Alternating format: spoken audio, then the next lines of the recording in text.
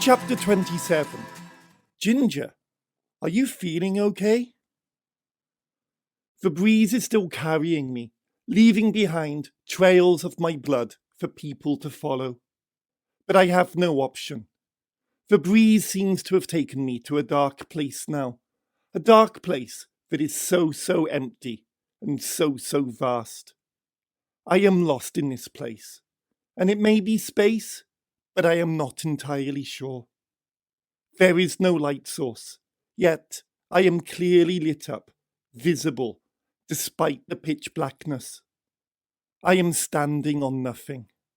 There are no walls or any kind of support anywhere around, yet I am motionless, calm. It sounds like a relatively normal place to be, I know, but this is where I am. I cannot move, I find. There is no air here, either, but I cannot move. I can move my legs as if walking, but I go nowhere. There is no sense of motion. I try to swim, but there is no sense of forward movement. I try a different ploy. By tensing up my body, I suddenly jerk myself, and success! I have moved forward. By jerking myself, I am able to inch my way to nowhere, but I feel it is worth it. At least I know that I can do it now. And out of this imaginary light source come the rays of light, as arrows, and they pierce my body. They stick, and some miss. They drive through my face, burn my skin, and yet, despite the destruction, those that hit are stopped by my body. If I look behind me, I can see a me-shaped hole in the flying arrows that missed. The hole is caused by me. It is my shadow. I realise that this is a dangerous place to be, and I have to get back to the spot that I started off in. The homely spot. I jerk myself around so that I face in the other direction. There is not much of a difference in what I see. I jerk myself in this new direction. I reach where I started off from, but try as I might, I cannot find that original homely spot. It's like making a movement in bed. You have carved out the ideal position in bed when you have to scratch yourself or some such thing. The tiniest movement, and you can never find the original comfortable position again. That is what this is like.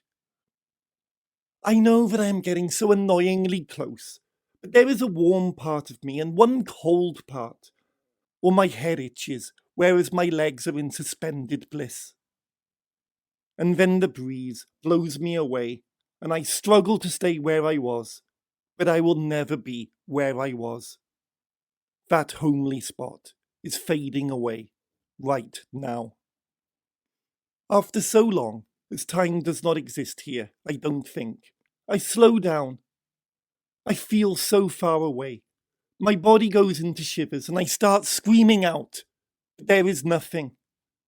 Even if my voice could be heard, there would be no one to hear it. But that's not why I scream. I scream because there is something inside me that I have to let out. I feel it in my stomach many times, and I feel it in my chest. I feel it, and it doesn't go away. It grows, and it draws energy from me. It is not a thing, but it is there, and I never know what to do. It is a pressure that is insurmountable. It is the feeling that tells me who I am. I dislike that. It becomes me, and I hate it. But it does not care, because it hates me too. So I have to scream, because I almost cannot breathe.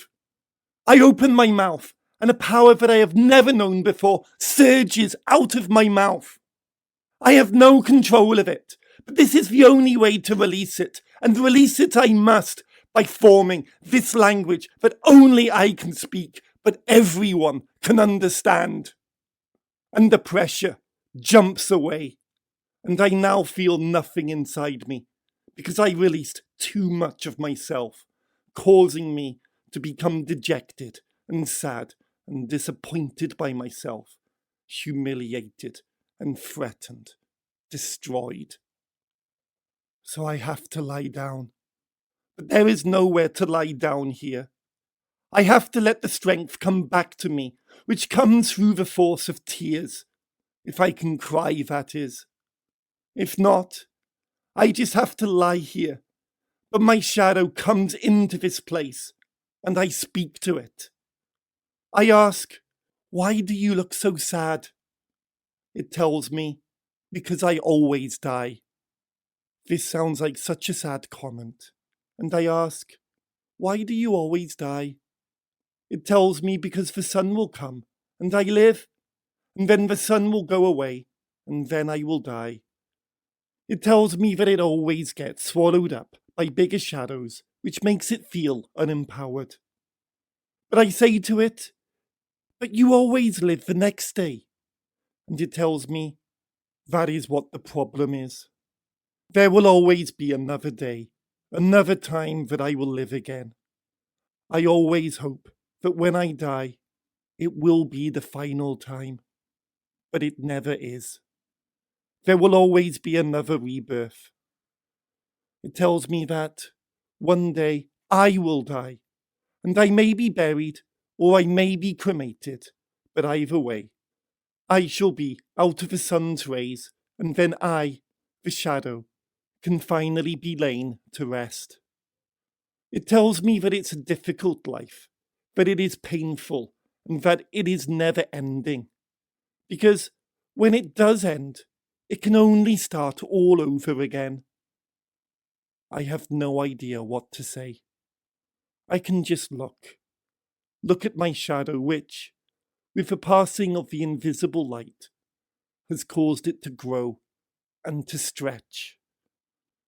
It is a falseness. The life it leads is only a false life, as it has no power over itself. No power at all. It can only lead its life according to the will of others and of nature. It exists only to be in existence. And it has the power of night because of its hatred of the sun, which the shadow opposes. So it tries to grow the power of night, but it is that small, weak and feeble, that it will never have the true effect of night. And then night comes, and it swallows the shadow. Is that a life to lead? The breeze pushes me away again, whilst the shadow gently weeps, and I am taken back to the air vents. Here, I am not under the influence of utter vastness, instead, an opposing claustrophobia caused by the lack of space, confined. I am cramped, and my legs are filled with a dread, a sensation that makes me want to violently kick out and release myself. I have to control this, as well as the panic induced by the clear lack of escape. I have to get out, and every time I see an exit, I have a desperation to get there, a hope that I can get out. But each time, the room is occupied. The desperation to get out can only mount, and the hope that rises more and more each time can only have further to fall each time that it is destroyed. Finally, I find the room. It is empty, but I force myself to wait. Force myself to endure the horror of waiting in this space. The excuse being that I want to make sure that it will remain unoccupied, that no one has left the room only for a short while. Finally, I consider it safe, and I get out of this place.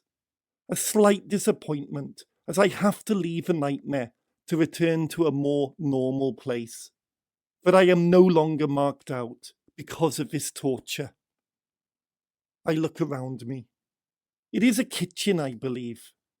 There are work surfaces, kitchen utensil-shaped instruments, and oh no! I hope it's not an operating theatre or something. Yet, when I look in the cupboards that surround the room, there is what looks like food, which sings to me. Somehow, The idea of eating something that looks alive does not appeal to me. I've always known that the reason why I can eat meat is because beef looks nothing like a cow. Though, this may be a chance to eat, so I had better take advantage of it. Mind you, it's not that easy. I look for something that may look vaguely recognizable, but there is not much here. Surely they too have some vaguely flower-based products that may not revolve around plants that would be poisonous to my digestive system. Surely they have some bread-type products, or cake, or biscuits, or something. I choose something. It's like a flat pastry-type Mexican thing. I have no idea what it is, whether you can eat it raw or if it needs to be cooked, what type of toppings it has, or is it designed to be eaten on its own? Is it going to be nice or bog standard, like bread for instance? It just looks so absolutely plain. I hold back for a minute, but the gamble will be the same whatever it is I pick out. Does it sing to me? No. A good factor. It doesn't wave and it's not moving. Two other good factors. So I put it into my mouth and I bite and I chew. It's not too bad, though it is a bit plain. I guess I should not be too surprised. As long as it fulfills basic dietary requirements, I'll be happy. Shit! A fort! Am I being watched? Are there spies? I've exposed myself. Can I be that stupid? I look around desperately, looking for something, anything, people, objects that look like they should not be here. Nothing looks like it should be here, but what do I know? Nothing seems out of place, I guess, and there is nobody lurking in any corners, though the feeling of being watched, of still being trapped, has not gone away. I cannot leave this room, though. That's obvious. But can I, is the question. How busy is this place, really? Is it stacked to the gills, full of aliens like sardines trapped in a can? Or is the size of this place all for show? I want to know. I want to find out. I have to explore, find out what makes up this place. I don't recognize it, and for a moment, I wonder where I am. This room, it looks so cold. Metal table surfaces on walls that look like metal, painted white. The floor is made up of some kind of black substance, very dull, though slightly sticky as I walk along. This room, though it shows signs of habitation, shows no sign of life. It is dead. Therefore, I have to explore. There is a door behind me. It opens in the middle, both sides swinging inwards. I feel like some kind of a cowboy. This room, though, I do recognize. I feel that I have been here before. I know that I have been here before. I stand in the doorway, taking it in, allowing the memories to flow out. But they are unclear. Not real, almost. They are memories of a time, not an event. A happiness, a calmness. But where? Where in my life was this happiness? Where in my life is this room? I am still taking it in. It is messier than the kitchen, though it has the same dead decor. This room has signs of life. Signs of life. This thought slowly creeps over me. It is a living room, but it is not my living room. Life hasn't stopped for this room, because there is nothing to stop the life in this room. It is bright, it breathes, it does not care. Back home, back on Earth, there has been too much sorrow lately. The room's changed. They became filled with memories. Filled with memories because, for the people who lived in these rooms, lately, that's all there has been. Just memories. Haunted. I am bleeding. Bleeding still. Pulling myself out of this train of thought, I head to one of 3 doors. Again, it is a barn door. It leads to a bedroom. As curious as I am, I'll leave my snooping to a respectable minimum. One thing I do notice, however, is that they sleep on the floor. The next door I go into is a bathroom. Looking at myself in the mirror gives me a clear indication of what seems to have happened. I was right. I have been bleeding from the head. The left-hand side of my face is just caked in blood, which has darkened. The right side of my face is now very pale. Though it is darkened by the amount of dust and dirt I appear to have picked up at some point. I also notice just how grimy my uniform is. Seeing a piece of material, a towel or something, I pick it up and I take it back into the kitchen. Finding some kind of a knife, I attempt to shred it into strips. Though to do this, I have to hold the material in my teeth whilst maintaining the maximum grip I can get out of my left hand, which has become so weak. I use my right hand to use the knife. I then place my left arm on the table and pull up the sleeve. Some of the blood has dried, and there is a lot of blood. The sleeve rips open some of the wounds, which have finally closed. I am in a lot of pain right now. I then use the shreds of material, first as a tourniquet, then as bandages. It is not long before the blood soaks through these bandages, but the tourniquet has some effect. "Here we are then," says a voice. Shit! Escape! The air vent is still open, and, clambering inside, I seem not to have been spotted so far. Yes, you can leave me alone," replies a voice that sounds like one of the voices I heard earlier. It sounds like one of those security guards, but what do I know? When did they come into the building, the apartment? "Sorry, I can't do that. I've got to stay with you," says the first. Do they know I'm here?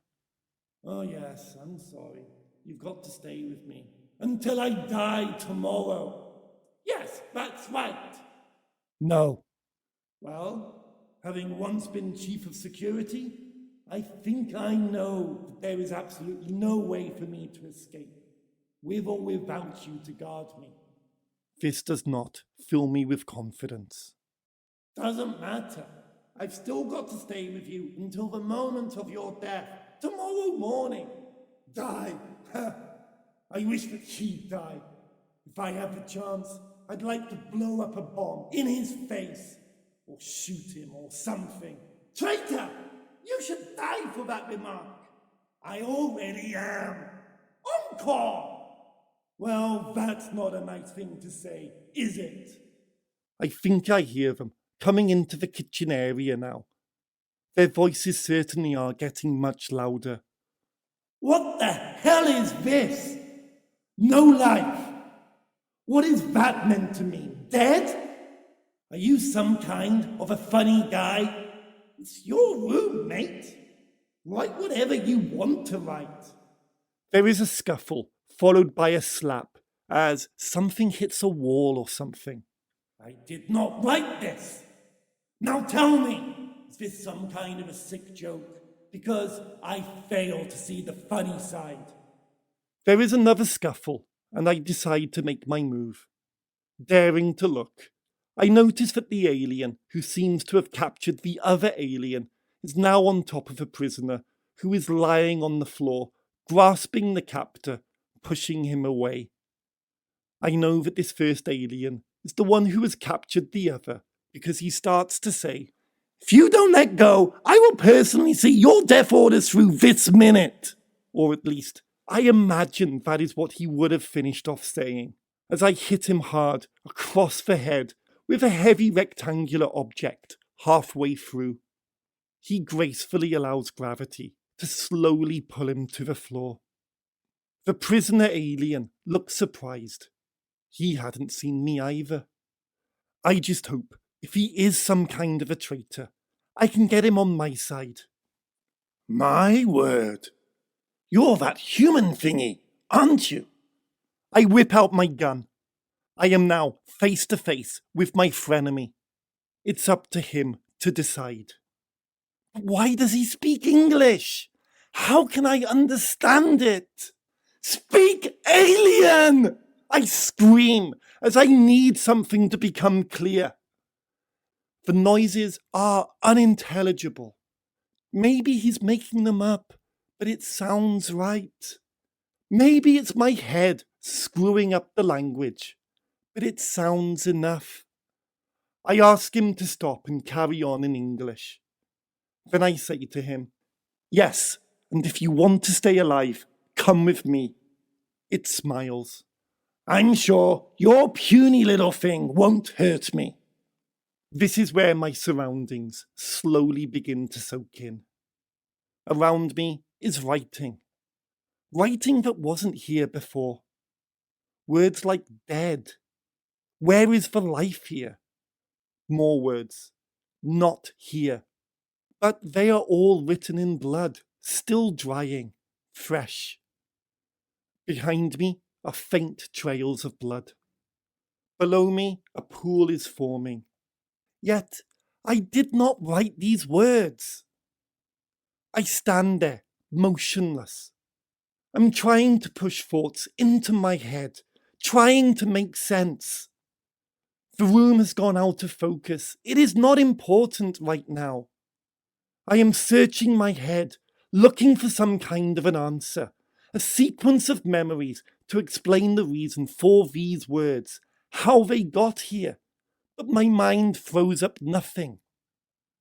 I push visual images of myself writing these words on the walls, using my own blood, but this triggers nothing in my mind. This room does appear familiar, but I recall never having been here before. I might be able to tell you what might lie in a certain cupboard, but I do not recall ever having stood at these cupboards. Reflecting on these thoughts, I slowly become aware of my breathing, just the rhythm of my breathing, slow, heavy, controlled. I know who I am, I just don't know much about myself. Breathe in, breathe out. I seem not to be able to gain access to many of the details of my life that my mind holds. Breathe in, breathe out. There is a part of me that seems to have control. That part of me is hidden, though. Breathe in, breathe out. I will not allow this part of me to come out, to make sense of this world, to make sense of life. Breathe in, breathe out. It's like my mind is whispering to me, mumbling to me, and I am only picking out certain words, filling in the gaps.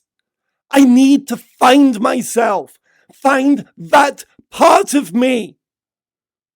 Breathe in, breathe out. You want revenge, don't you? I say now, having gained some control of myself. Well, no. I was just saying that in the heat of the moment, says the possible Yurtjuk. You want to live, don't you? Yeah, go on then. But there really is no way to escape, you know? I escaped from you, didn't I? Yeah, well, what's your fucking name? Yurtjuk. Thank you! The other alien begins to wake up, so I kick him, delaying consciousness. I kick him fucking hard. I make him bleed.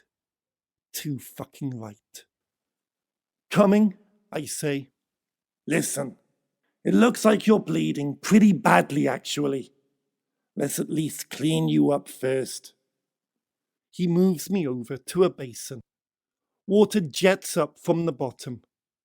He takes my arm and, after removing my rudimentary bandages, puts my arm under the water. I stay very passive through this, trusting him, but the water sinks easily into the wounds. I suddenly feel very dizzy. My legs collapse, bringing my whole body down. I am breathing in and out, fast and hard. I get dizzier as my whole body breaks out into pins and needles. I am writhing on the floor and I am breathing faster, harder. I have gone into shock. Slowly, the most of it fades away, and slowly do I allow the bandages to be put back on. Slowly do I focus back on the alien, telling me to calm down, explaining to me that I have gone into shock. He ties the bandages much tighter, much firmer than I was able to. He wets a piece of cloth and, gaining my trust, puts it to the wound on my head. I am very hesitant this time, only allowing little dabs. My body does go back into shock, fortunately, on a much smaller scale. He bandages my head. Come on, let's go, he says. We escape back into the air vent. Where there is still some light coming from this kitchen, I can see some faint trails of blood, principally on the sides, where I had been pulling myself along. Ah, so this is how you escaped. Yes, jolly clever, isn't it? Yurtjuk thinks to himself for a few seconds. You know, crawling through an air vent like this, it seems vaguely right. Funny, I was just thinking exactly the same thing.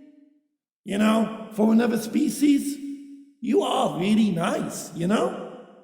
Thanks, same goes to you. Why were you going to die anyway? It's because I let you escape. That seems to be a nice gesture. He is dying for my freedom. I would like to be at the execution. Oh, thanks. Oh no, I didn't mean to let you escape. You just kind of disappeared. Oh, thanks. Just as well, really. Yurtjuk stops. I crash into the back of him. Something that is really hard to do when you're in such an enclosed space. To crash into him is really an achievement. I feel chuffed, proud of myself.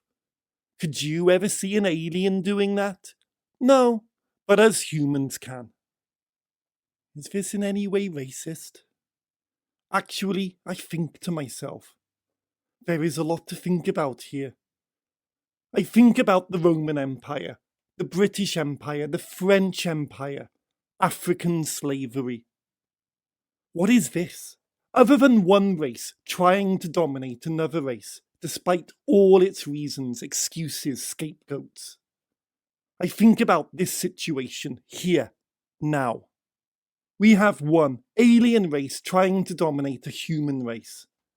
But on the other hand, we have one human, white, trying to dominate an alien race by fighting back. Are they taking over this dominant white role, pushing us down a class? Or are we maintaining that hold, pushing them down? It's a battle of survival, but a battle that should never be happening. No firm conclusions can ever be drawn from this. I have no idea where I'm going. Don't worry, just keep moving. He sets off again, and I continue to follow. Elements of the real world are beginning to splinter their way into this place. Yet everything seems unfixed, broken. I fade back into a conversation I am having with this Yurtjuk alien. Hey, we traveled across half the galaxy to get here, you know? Yeah, to invade my planet. Why? As he starts to explain a lot of things to me, I can just see my bedroom clock, its hands pointing to 2:30.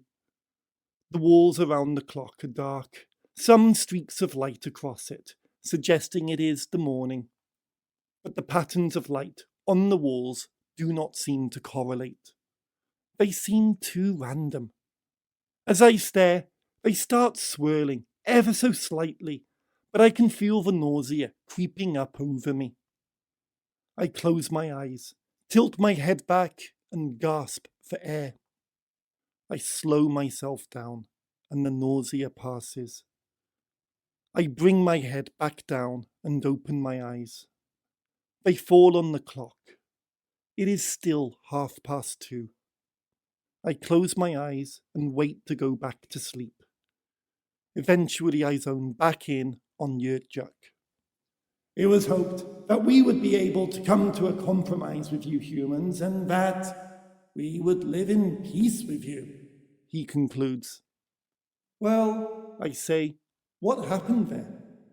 We had packed many weapons with us in case you humans had advanced and would not be prepared to come to a compromise, but were only to be used as a last resort. Well, you don't seem very peaceful. Let me tell you that from first-hand experience. That is the fault of our current supreme leader. Nobody understands him. He seems to want to do too much. He keeps changing his mind. So what'll you do once you've successfully invaded our planet? Take over. Carry on from where we left off. Many generations were born and died on board that ship. If we were to go back home now, there would be nothing left. We have risked everything and have lost too much to not carry on with our plan. You speak awfully good English. How? The Supreme Ruler, or William as he calls himself, insists that we do. But why? Because he's a git. Yurtjuk stops again and peers through a metal grill as he has done many times before. Aha! We are here. Where? The arsenal. We're going to blow up William into 100 little Trascon bits.